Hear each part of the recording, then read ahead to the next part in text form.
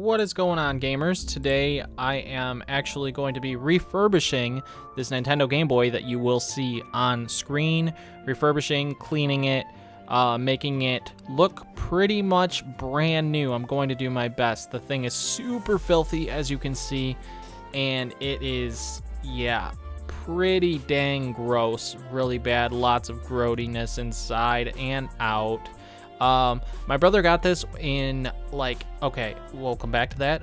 Rubbing alcohol is one of your ingredients that you will need. One of the things you will naturally need. Some cotton swabs, just so you can use a little bit of that rubbing alcohol on certain parts and different things. You'll need hydrogen peroxide. This is only 3% though. You can use higher percentage, the better, to be able to get the discoloration out, and there's other methods. Some of those, you know. My mind ain't thinking right now. Scrub brush and toothbrush, or whatever you want to use, you know, whatever works. Once you get the soap and water business going. There's a couple different screwdrivers you'll need. You'll need a three-pronged one, which is what this one is. I tried focusing on it. I don't know. And then a regular, just like a regular small, medium-sized screwdriver as well. Phillips screwdriver specifically. But we start pulling this stuff out. By the way, if you enjoy the video, be sure to like the video, maybe subscribe to the channel. This is my first time taking apart a handheld. I want to do my Game Boy Advance as well. I don't normally do this type of stuff, but I do all kinds of gaming related stuff. That piece right there is super annoying. I do not like that piece because it makes me afraid that I'm going to break it. As you can see, I took apart those like 6 screws, I believe. Now this screwdriver actually wasn't really the fully correct size for these, but there's 10 screws that you have to take off of that side, and there's, I believe, 6 on the other end, so there's quite a few. Actually, no, just 2, and then those 2 as well, so just 4 there on that one. Now we start going through, and we start knocking this out and getting all these screws undone here. I sped it up a little bit, of course, as we continue to take the screws out and stuff. I don't want to take up all your time and stuff throughout your day or night or whatever you're doing. I hope you guys are doing well. But as I'm recording this, I had a lot of trouble going through this. This is the very first time I've ever taken apart a game system in general, whether it be a handheld or a console. This is actually the first time I've ever done this. I have worked on building PCs, taking them apart and putting them back together. I had help as well, though, when I did those, but it gave me experience. And then I've also looked at YouTube stuff, too, and look at all this grodiness. There's a lot of really disgusting dirt in this thing. And the reason why is because, as I was trying to say earlier, before I talked about the ingredients and different things that you need to use, this was my brother's that he got in the early 90s. He saved up his allowance for it when he was young, and it's never been cleaned, and for years it actually wasn't touched at one point until I found it and decided to hold on to it, and I never took it apart and stuff. Somehow it still worked, and the reason why it still worked is you can tell that the boards aren't actually that bad looking. They're actually fairly semi-clean, the boards, so that's the reason why it was still running. But somehow the grody area of where you put the batteries, it still worked, which is kind of crazy to me because it looks so disgusting, as you will see shortly. If I didn't already show them, I don't think I got that far yet. No, but yeah, there's this metal piece, and later on I make a huge mistake putting it back together with that metal piece because I forget about where to put it for some reason. As for taking these out right here, I did not realize that there was a clip in the back for each one that you squeeze down and it pops right out, which makes complete sense for that to be the case, so that they clip in nice. And then we end up trying to focus in on these, and they are super grody, disgusting. That one's not as bad as the other couple, though. The other ones are, ugh. One of them was really bad, and it's unreal to me that they actually, yeah, that one right there, ugh. I can't believe that it ran. Like, look how bad that was. It's crazy. So put them in vinegar. You absolutely need vinegar. Did I mention that? No, I did not mention vinegar. I apologize. And then you're going to listen because it's satisfying. I don't know why. But when it comes to this, I unmuted it regardless of the music because it's satisfying. Even the scrub-a-dub-dub with soap and water. Just some nice warm water with some soap. Scrub it all as best you can. all the three plastic pieces, the front piece, the back piece, and the other back piece, the battery case piece. And I also used a toothpick right there. Can't believe I lost the name earlier, because I'm dumb, I guess. Toothpick right there to, you know, get out of the crevices a little bit. I thought about at some point getting a new screen cover there, but that's not something I'm about to do yet, because it does have a lot of scrapes on it, and I'd like to make it look nice and good again. Look at that water, it's getting very brown, because this is just very grody, very disgusting. This thing has never been cleaned ever since I've had it when, well, before I was born. This thing was around before I was born, so I was born in 96, and he had this since the early 90s, so yeah, be that as it may. I hope you guys like the sounds, though. I don't know what it is about this part, but it's like, yes. I don't know why I decided to like squirt it just like that at first.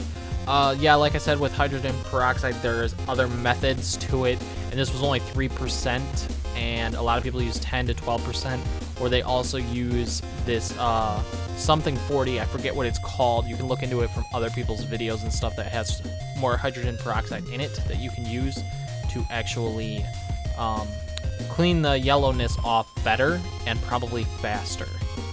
And as you can see right here, we're using some of the rubbing alcohol to just do a little bit of touch up. It actually wasn't that bad. It might look a little gross, but that's actually normal because that's like the stuff that sticks those pieces in place. Now everything there is kind of air drying while we end up. The battery, I did clean that. I did not record that part, but I cleaned the battery there, or not battery, that's the speaker actually.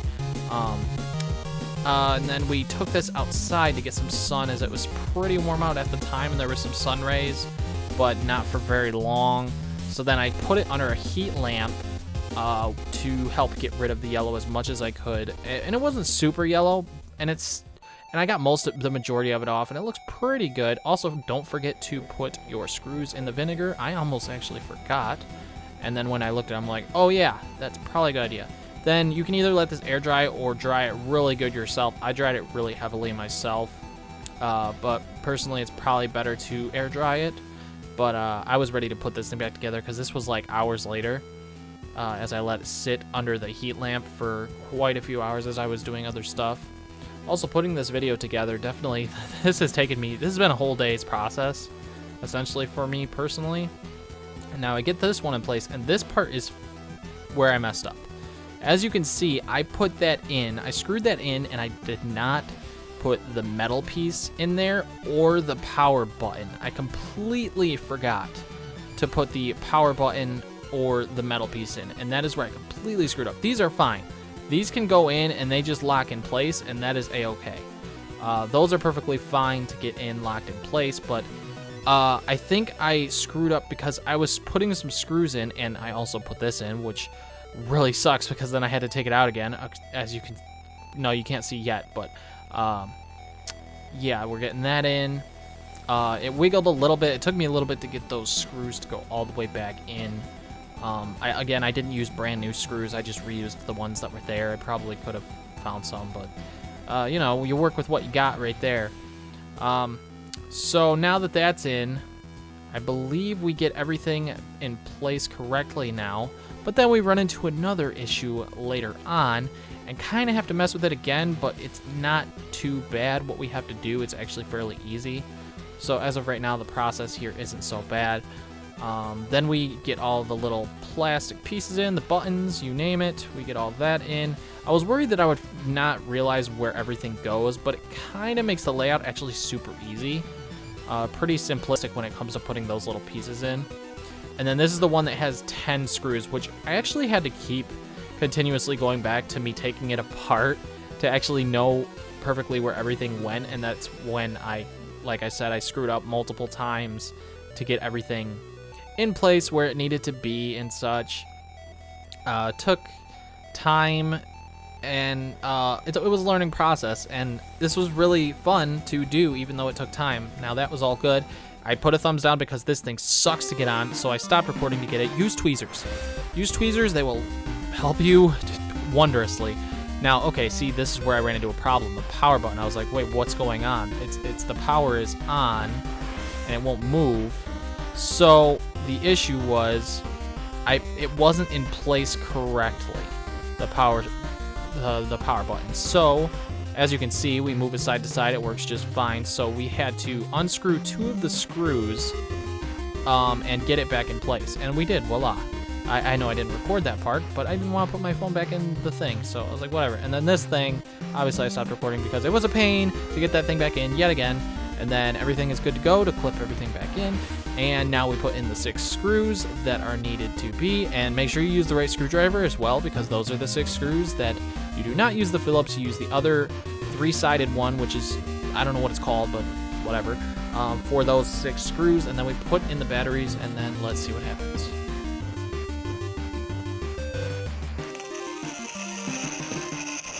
Not very good sounding. Little did I know I didn't have a game in it.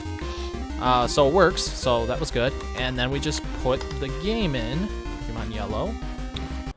And here we go. It looks all good. And voila! It looks as if it's working just fine. Everything's working, the light screen, the volume, the power button. Woohoo! So Pokemon Yellow is in there. Yeah.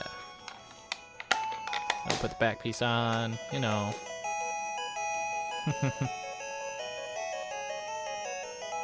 Don't forget to like the video if you enjoyed, and subscribe to the channel for more gaming related videos. And you know, I might do this with my Game Boy Advance as well, as it needs some cleaning. We keep playing at the moment because it's cool. I don't know. Thanks for watching.